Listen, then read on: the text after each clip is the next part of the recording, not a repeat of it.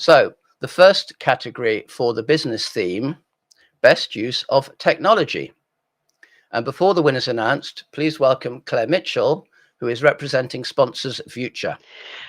The winner of the category Best Use of Technology is Brian Cave Leighton Paisner.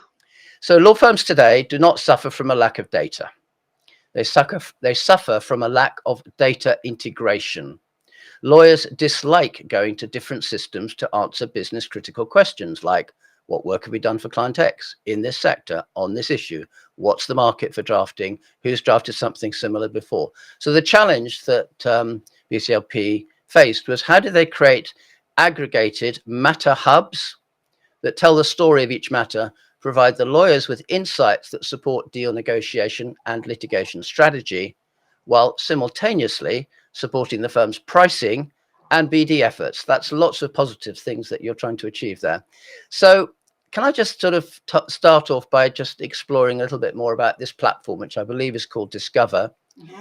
And you say in it that it integrates a mix of vendor and homegrown elements. The basic matter records from the finance team, the docketing data from Thomson Reuters, the matter documents from iManage, automated workflows to keep it up to date, and then the closing binder and sharing tools for the lawyers.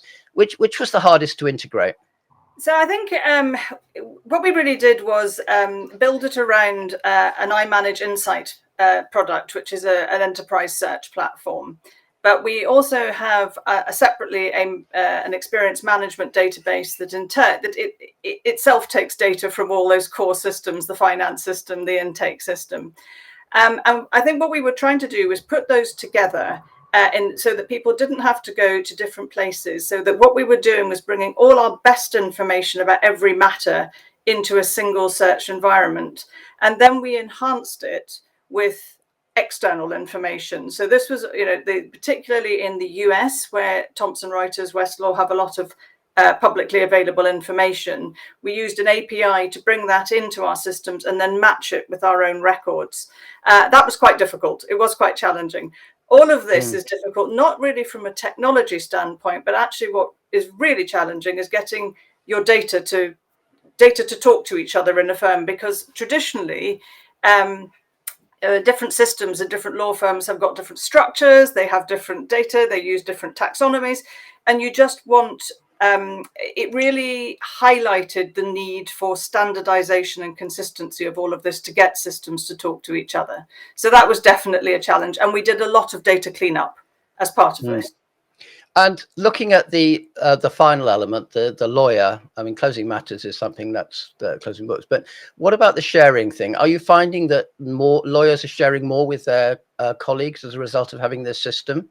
Yes, I mean, when people see it, they really do get a aha moment. I mean, people, it feels like a revelation for a lot of people who are used to scrambling around in lots of different places to try and find things. And I think, partly we are the product of a merger. It's now 5 years in, but we as part of this, we did inherit, an infrastructure where there was a lot of things were done in a lot of different ways.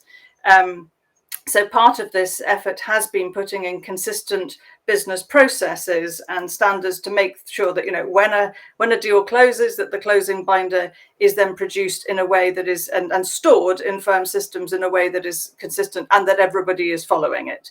So there was quite a big change management component to this whole project as well, about just around people's behavior around technology and process. You mentioned that you see enhanced associate engagement as being another outcome of it. Is that something that, again, you're seeing in practice? Absolutely. I think lawyers really, really value having good knowledge systems because they feel supported, and they waste a lot less time, particularly when they're asked to go and draft something for the first time. They and one of the things that Discover does is give a lot of context around documents. So the old way would be to go and sort of dig around in a document management system. This prevents that happening. It allows the power of the tool allows very laser focused searching, but it also allows you to find documents with as much of the matter information about giving you the context of the matter in which the document was produced. And so it's a great signposting system. It tells you who to go and talk to. It allows you to see lots of good examples, and it just helps them do their work better. Anna, if I may perhaps leave you with a final question, and it may be a bit premature, but do you see generative AI being incorporated into this platform in the near future? Yes, I do. I think it will be interesting to see what happens to search interfaces like this. But I think the more important thing that we're reading everywhere is that actually it is the work behind the platform that really matters in the context of generative AI, because increasingly firms are going to want to be able to isolate premium product, they're going to want to be able to find data sets that they can then go and apply generative AI tools to.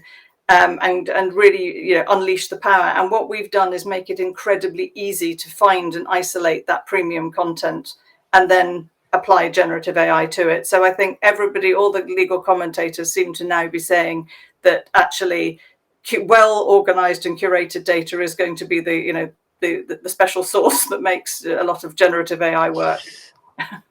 Excellent. Well, I think we'll probably have to, as I said, leave it at that, Judy, but congratulations. Something equivalent to this will be winging its way to you shortly. And I'm sorry I can't give it to you. It has to be a virtual presentation if you follow the logic. But thanks again. And hopefully, we'll fingers crossed, you're again, obviously, in for the best of theme later on. So fingers crossed there. So let's see what happens. Thank you very much. Pleasure.